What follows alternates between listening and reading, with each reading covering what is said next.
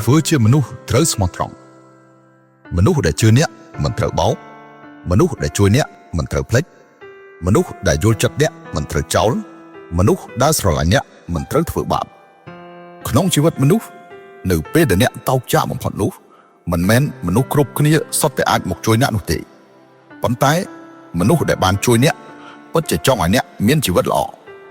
ដូច្នេះសូមកុំភ្លេចគុណដល់អ្នកដែលបានជួយនៅពេលដែលអ្នកកំពុងជួបការលំបាកទោះបីថ្ងៃក្រោយគេមិនបានជួយអ្នកទៀតក៏ដោយគួរតែចងចាំនៅអំពើល្អរបស់គេព្រោះនៅពេលដែលអ្នកគ្មានសង្ឃឹមនោះគេបានមកជួយសង្គ្រោះអ្នកធ្វើជាមនុស្សមិនអាចខ្វះនៅការដឹងគុណនេះជាក្រមសីលធម៌ហើយក៏ជាដែនកំណត់នៃការធ្វើជាមនុស្សផងដែរមនុស្សដែលមានគុណធម៌គឺនិយាយស្ដីដោយភាពស្មោះត្រង់រាប់អានដោយភាពទៀងត្រង់ធ្វើការងារដោយភាពផ្ចិតផ្ចង់